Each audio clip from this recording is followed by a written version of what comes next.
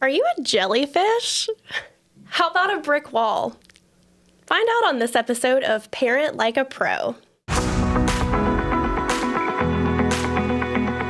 Hi, I'm Anna Campbell. I'm the Development Director for Pharaoh's Parenting. We're a child abuse prevention agency, but primarily we are a parent education center. And I have with me today Miss Heather Jurgensen, and She is a parent educator and a parent aide. So Heather, welcome. Morning. Thank you. Good morning. So how long have you been at Pharaoh's? I've been at Pharaoh's for almost about 9 months now. Okay. Yeah. All right. What brought you to Pharaoh's? So in the past, I've always worked with children. Yeah. And I absolutely adore it. But then I found too, I love to help people. And unfortunately, a lot of times you can't help the kids without helping the parents first. That's right. And so I realized that was a really important role. And I'm super excited to be fulfilling that now and to try to help these families become better parents so that their kids can become better. That's awesome. Yeah. So Thank you. a major piece of what you do is teaching the parenting classes. Yes. So a lot of what they come away with is just tangible. This is exactly what I can do tonight, and then come back to you the next class and say, look what I did. Right. Right. And It is very exciting because a lot of times, they're super, I tried this and it worked out great. And then, I tried this and this didn't work so well. So you kind of have to tweak it. But that's what makes it so nice, is that you can kind of fit it for whatever works for you and your family the best. Right. So I guess I started the podcast with, are you a jellyfish or a brick wall? And our listeners are probably like, what? Is this a parenting podcast, or Right. is this something else? So What does that mean? So in parenting, we have 4 different parenting styles. Okay. And so we do have a graphic that's from verywellchild.com. Mm-hmm. And so that kind of shows these very well, just like Very in well. the name, very well, very well. So we have the authoritative, Okay. authoritarian, permissive, and uninvolved. Okay. Which, those are the big words. Right. So we like to pair them with words that we can relate to. So we try to stick with things that, make a little more sense to us. Okay. So our authoritative parenting style, that is going to be your backbone.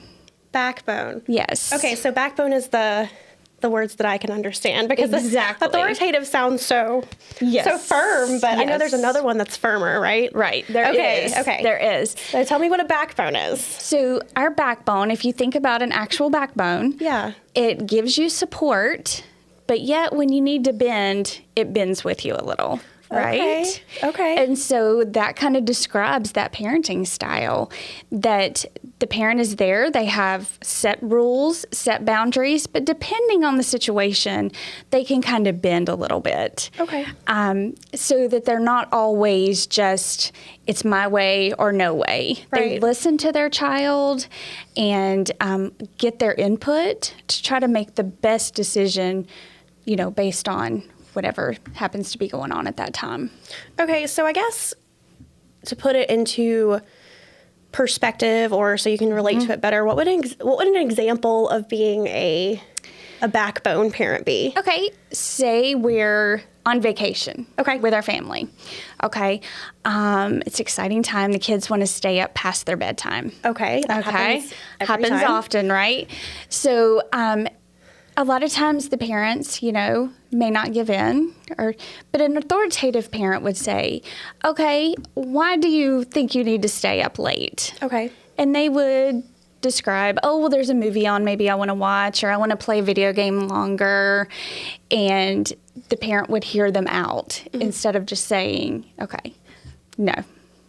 A lot of times that's what happens. Right. So they would listen, hear them out, and then come to a decision together. Okay, maybe you can't stay up an extra hour, but maybe 20 minutes, because we do have a busy day tomorrow, and I don't want you to be too tired so that you don't have fun. Okay. So a compromise, a little bit of a democracy. Yeah. It is. And you want that for your kids too, because it does help them understand. In an authoritative parenting style, they are telling the children why. They're describing it. They're telling them what the consequences could be, giving them reasons. And that way it also opens communication, which is huge with your children. From young age, to even way in teen years, you definitely want that communication to be open. You want them to feel comfortable coming and talking to you and discussing it. So kind of reminds me of a story from whenever I was a child, and I used to like to, so my bedtime was 9:30, okay? And on Nick at Night, Full House came on at 9 o'clock, and they showed 2 episodes. Oh, best show ever. The best show. Danny Tanner's goals for parents. But I always wanted to stay up until 10 so I could watch that next episode. And so sometimes I would ask my mom, and if I didn't have anything major going on the next day at school, she would let me. Yeah. So I think I would probably describe my mom as more of an authoritative. Very much. She heard you out. Yeah. And as long as you didn't act tired the next day, right, then of course, there's, why not? Very cool. They see it that way. Yeah. So that's a backbone. Mm-hmm. What's a jellyfish? Oh, jellyfish. So I am a recovering jellyfish myself. A recovering jellyfish. Yeah. Okay. And I'm assuming that a jellyfish doesn't have a backbone? No. Okay. No. Jellyfish, they kind of go with the flow. Yeah. Just going with whatever. Yeah. Yeah, just flowing with it. But we also know that what will a jellyfish do every once in a while? They're going to come out and sting you every once in a while, right? Okay. So every once in a while, the jellyfish parent, loses it or tries to throw out a rule or a boundary. Right. But these are the parents that the kids kind of do whatever they want. Right. There's not a whole lot of rules or guidelines, and even if they are, the parent doesn't really stick with them. Gotcha. So they might throw those consequences out there, but chances are they don't stick by it. Not very consistent, for sure. About to say, we talk a lot about consistency at Pharaohs, and a jellyfish is not exactly the model of that. No, not consistent. And these are the kids, too, that you will see a lot of whining, a lot of begging, because guess what? It works. It works. The parents give in. But it can be detrimental to our kids because as they grow up, they don't have the rules, they don't have the boundaries, the guidelines to go by. And so they don't always make the best decisions. And even their health, a lot of times because there's not restrictions on their diet, on their screen time, just no restrictions anywhere. And that can really impact a lot of their health issues. Wow, I didn't even think about that. Yeah. Like you think that they may grow up, begging, whining, maybe being spoiled, as somebody would call it, but you don't think about the health side of it. No, because if you're allowed to just sit and play video games all day, you have to worry about obesity if they're, not getting the exercise that they need, if they're eating whatever foods or drinks that they want. They could have tooth decay. Just all kinds of factors you have to factor in there if you're not setting those rules and boundaries for our kids. I think talking about rules and boundaries and, having control, but also having a democracy with your child. Yes. In other lessons, you talk about choices. So I'm thinking of the jellyfish parent, and, you come up with a couple different choices for your child. You can either clean up your room or you can go to bed. Right. So if you aren't consistent, the jellyfish parent's going to think they're not going to clean up their room, and they're also probably not going to go to bed because I'm not going to enforce it. Exactly. So they end up kind of just getting whatever they want. That's pretty much it. They run the show. Wow. They run the show. And that's definitely not going to pay off well in the long run. Right. Because whenever you're building relationships as an adult, yes, you think about, are they going to want to get everything that they want, what they say goes whenever they have to do team building at a corporate job or even a group project in middle or high school. Yeah. Because real life is not that way. Right. So not only are we teaching our kids, how we interact at home, but their social skills outside of home. And that's what is so important. And those soft skills, you really have to start young. Oh, yeah. Absolutely. for them to be able to practice them and understand that that's the norm. Right. So it's really going to benefit them later in life to have some boundaries and some guidance. You get to school and there's rules. Right. And if you don't abide by the rules, there's consequences. And it's very hard for them to realize, oh, they mean business. But also, those are the kids that they may behave at school because they do have those boundaries and those limits. And they know, if I don't do this, what will happen? But at home, when you don't have that consistency, and also our kids need to feel secure. And they feel more secure when they know if they do something, what will happen, what the consequence is. And if we change that every time, they don't have that security. And I know that you worked with children for such a long time in preschool and the school system and a dance teacher. How often did you have parents saying, she is nothing like this at home. She is just terrible at home. Oh, you hear it all the time. Yeah. And I saw it constantly. You know, we would go to field trips. Yeah. And I was shocked at some of the way I saw these kids act when their parents were around. Right. And it's because they can. And, you know, you don't think about a 2 or 3 or 4-year-old already realizing that. But they do. Kids are so intuitive and they're just so smart. They pick up on it so quickly and they know. They're watching everything that we do. Everything. It's crazy. Yes. So I have a 3-year-old, which you know. Yeah. And I've been trying to teach her Adorable. good manners, and I feel like she never remembers to say please and thank you. Well, what's really funny is I was standing in the kitchen yesterday, and I was eating some gummies because moms deserve gummies too. Yes. And I'm sitting there eating them, and she comes up, and I gave her one. She ate it, and she goes, "Thank you for sharing, Mommy." Is that not the best compliment ever, is when your child uses that on you? And then she blew me a kiss. It was so sweet. And I'm like, whose child are you? You never do this. But I think it's because she knew I wasn't expecting it. Right. So. And I guarantee you, though, that when she is at preschool and other places, those manners are used all the time. Right, because she's not with me. Right. Because I have some, we have jellyfish tendencies. We all do. We all do. And that's the biggest thing, too, is you're not always going to find yourself in one parenting style. Right. Certain things come up and you kind of have to tweak every once in a while.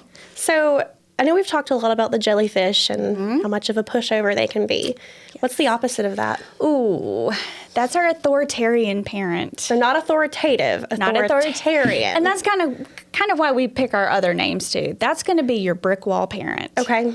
Because just like a brick wall, if you try to knock into a brick wall, what's going to happen?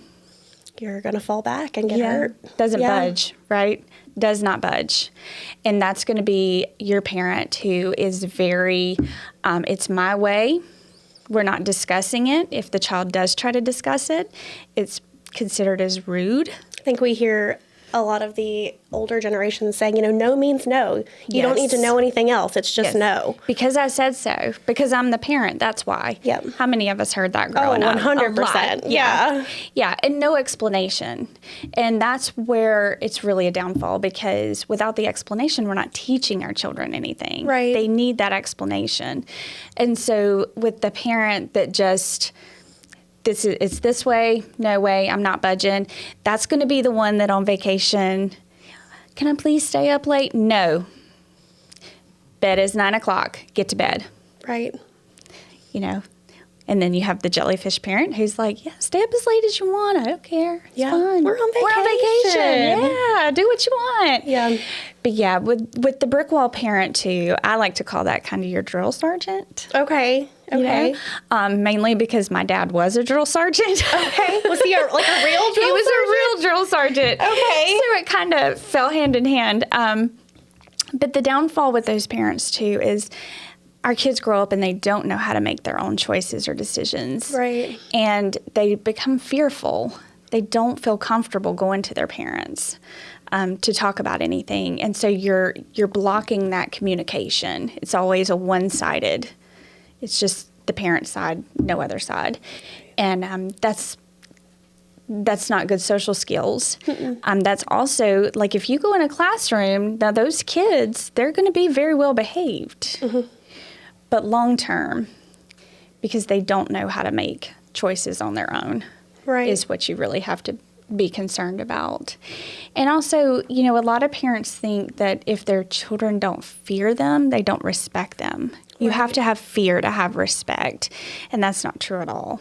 I think that's where, whenever you're teaching about choices, a lot of times it scares parents to think about that because they don't have practice with giving their child choices and being consistent with it. And that is very hard for an authoritarian parent, that brick wall parent, because they're like, well, if I give them choices, I'm not in charge. And that's not true, though, because who's making those choices? Who's giving them the actual choices? They're coming up with the choices, so you're still the one in control. But you're giving them a little bit of a sense of autonomy. Exactly, and letting them do some things on their own. Yeah. And so that ends up, we really want to try to give a little bit, be more of that backbone instead of that brick wall. Bending just a little bit. Just a little, when you need to. So we talked about 3 different styles. I know there's one more. There is one more. Okay. That's the uninvolved parent. Okay. We don't really have another name for that one because that's pretty descriptive. Point blank, right? yeah. The uninvolved parent, that's the parent that absolutely just doesn't really take time with the kid at all. And that doesn't mean that they don't take care of their child. Their basic needs are met. They have food, they have a place to live, they have clothes, they have all of those things. But there's no real interaction with the parents. And this can happen. A lot of people don't realize, but so many parents get caught up in their career. Right. And so it's not intentionally selfish. Exactly. As what some people would see. But you're working so hard on yourself that you don't realize what's falling. Right. Even, substance abuse can be a big factor a lot of times. But definitely the career. And a lot of times, one of the biggest scenes I've seen is a whole family sitting on a couch looking at their phones. Yeah. How often do we see that these days? In restaurants. Yeah. That can be, if it's a regular basis, that can be defined as an uninvolved parent because we're so caught up in our devices. Right. So we really try to have to, be cognizant of engaging with our kids, be a part of their life, listen to what's going on,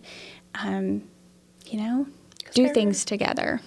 And we talked earlier about how they see everything. They're absorbing so much.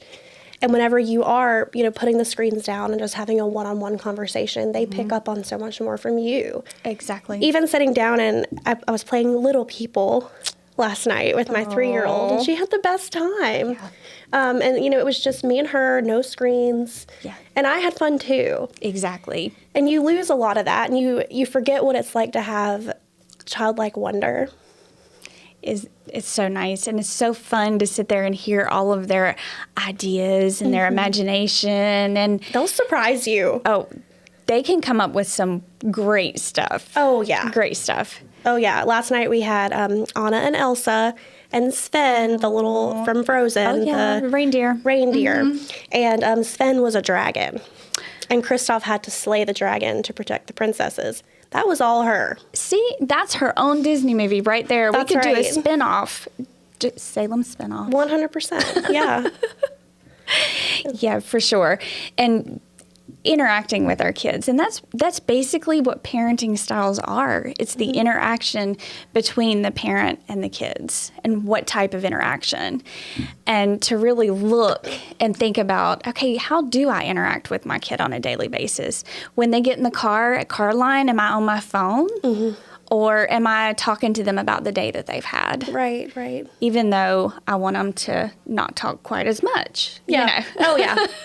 Yeah, you've got those ones that just don't stop. That's it.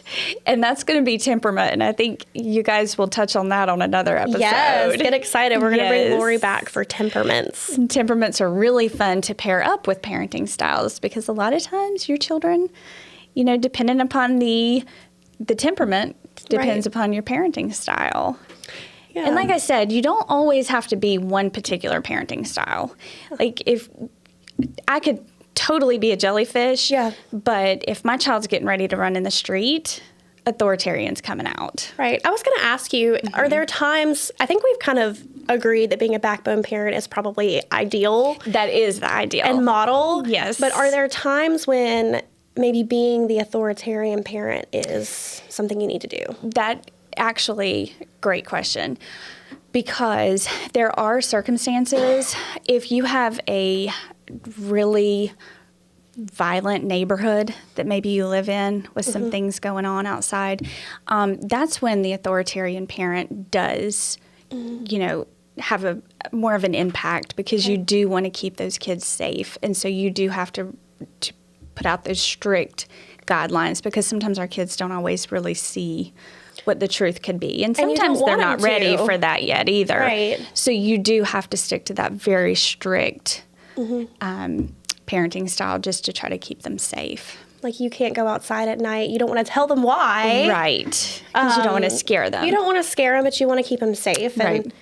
But at the same time, like you said, you can be multiple different parenting styles. Right. So maybe you're not that parent all the time. Exactly. Just sometimes. And that's when you want a balance of warmth and control. Right. And that's kind of what it comes down to. You was want that gonna nice balance of warmth and control. Yeah.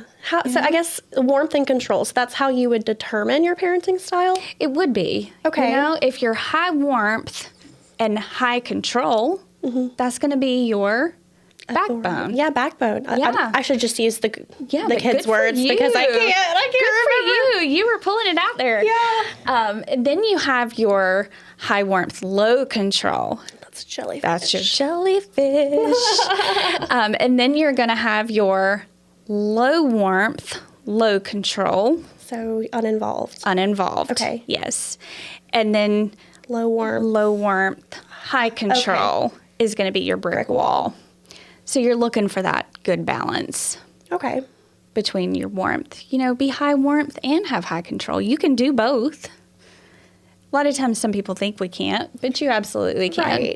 Right. And just because you're letting your kids have a little bit of say-so does not mean you're giving up your parenting power. That's the truth. And Yeah. like I said, a lot of people feel like they are. They do. But as long as you agree with those choices that you're giving them. Right. And all you're doing at that point is preparing them for the future. You think about all the choices we make on a daily basis and how better to prep them for their future than to have them start making those choices early on. Right.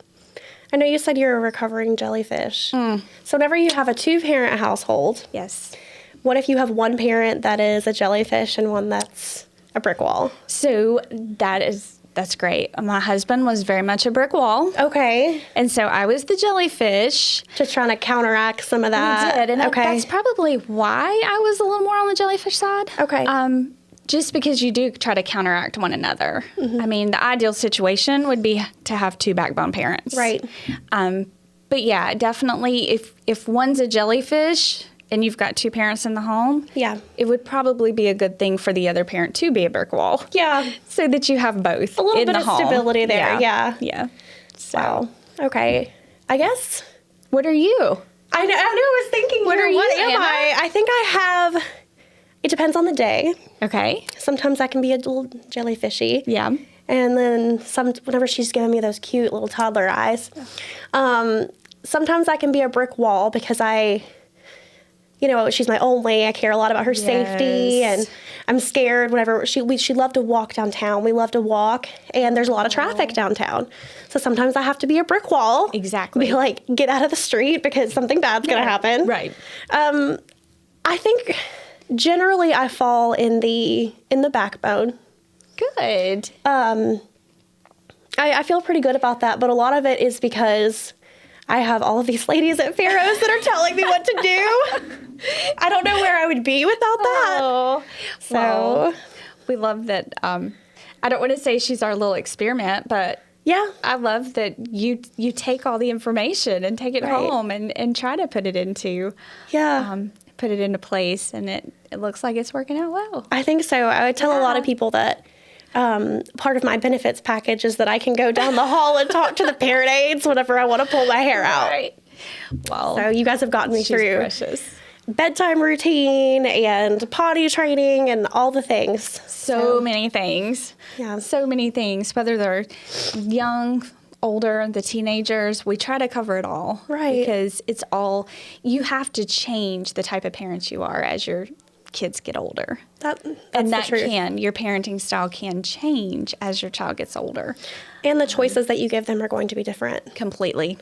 So Absolutely. once they have a little bit more autonomy and can make some, more difficult decisions for themselves. But we've talked in the last episode, we're just preparing them for adulthood. That's exactly right. And we have to be careful because so often as they get older, that's when we tend to put so many more restrictions on them. Yeah. And to keep them safe, because you we want to hold wanna them keep right them here. safe, but Right. really, that's when they really need to start trying to make those choices on their own. And unfortunately, sometimes reap those consequences so Right. that they can learn while they're under our roof before they get out and make them, and we can't be there to protect them. Not looking forward to the teenage years. Yeah, it's not so bad. It's not so bad. It's not so bad. Okay. It'll be okay. Yeah. You just keep that backbone and you'll be A-okay. Right. Do some yoga. Keep it worked out. Exactly. Come to baby yoga. Oh, yeah, that's right. We do have baby yoga. Yes. Keep an eye on our Facebook page for that. Mama baby yoga. Yes. Check it out. Yes. Well, Heather, thank you so much. Thank you. I've learned This has so been much. fun. I think our Great. listeners have definitely learned a lot. And if hope so. this is really just a taste of what we do. So we offer free parenting classes, we offer free in-home support, and it's really just to gain parenting knowledge. We can make good people great people. So if you would like to be a great parent, come see us. You can check out our website and you'll see that at the end of the show. There is no playbook for parenting, but we can help you parent like a pro. Thanks. Bye. Pharaoh's Parenting's mission is to build positive parenting skills through targeted education, in-home coaching, and supportive intervention programs. You can find us on Facebook and Instagram at Pharaoh's Parenting or at our website, pharaohsparenting.org. Stay tuned for more episodes of Parent Like a Pro.